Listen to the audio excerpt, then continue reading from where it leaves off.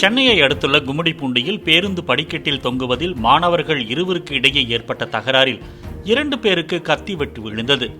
பாதிரிவேடு அரசு பள்ளியில் படித்து வரும் 11 மற்றும் 9ஆம் வகுப்பு மாணவர்களுக்கு இடையே தகராறு ஏற்பட்டுள்ளது.